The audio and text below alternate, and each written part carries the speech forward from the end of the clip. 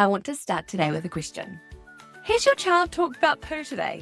Because if you have a toddler or a preschooler, there's a very good chance the answer is yes. Maybe it was, "Look, Mum, the dog did a poo." Or maybe it was during dinner when your child suddenly announced to the entire table, "I did a big whale poo today." We had that. Or maybe this one also happens a lot. Everything suddenly becomes poo. The toy is going poo, the rock looks like poo, the stick is poo, and at some point you probably find yourself thinking, why are my children so obsessed with poo? If this is happening in your house right now, I want to start by saying something really important.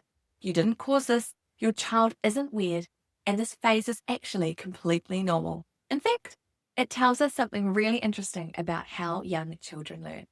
Hello, I'm Ruth Virco, and welcome to the Demystifying Child's Play podcast, the podcast where we look at play and schemas and children and everything in between to demystify what child's play is and give you so much more joy, connection, and less frustration in your everyday.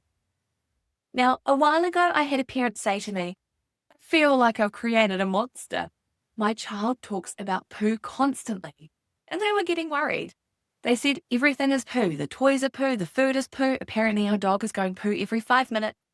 And they asked me, should I be worried? And my answer was short. No. But it's interesting why. Because here's the thing that most people forget about young children. They don't sit still and learn listening to explanations. They learn through repetition. They do things again and again and again and again and again and again.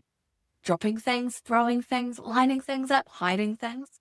These repeated patterns are called play schemas. They're basically the way a child's brain is wired. The brain is saying, this is interesting, let's figure it out. So when a child becomes fascinated by something, even something like poo, it's often because it fits into one of these patterns. And once you understand that, suddenly a lot of toddler behaviour starts to make sense. Because poo actually sits at the intersection of a bunch of things children are learning about. Things like body awareness, toilet learning, things like cause and effect, independence, but also something else, humour. And let's be honest, poo is objectively hilarious when you're 3 or when you're 33. And especially in that toddler to preschool age, they're learning about humour and they're learning they can make people laugh. But this is where parenting can get tricky, because a lot of us feel like the right response is to shut the whole conversation down. No more poo talk. Farts are not funny.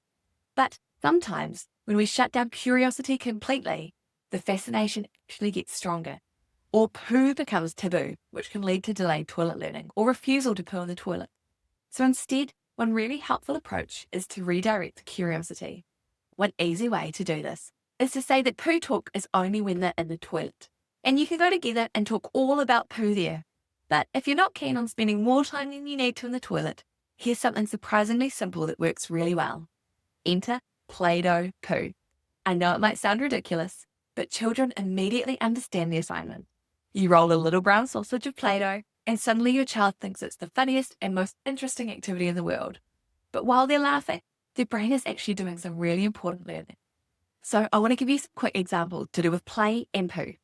Okay, some children, they want to talk about poo all day, and they also love dropping things.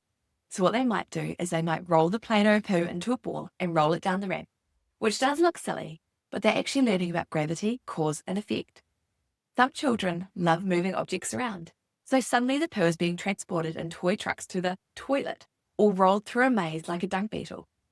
Other children love lining things up, so now you have an entire row of little Play-Doh poos arranged from smallest to biggest or any way they feel they need to, which honestly is a sentence I never expected to say in my professional or personal life. But while they're doing that, they're exploring patterns of early math concepts.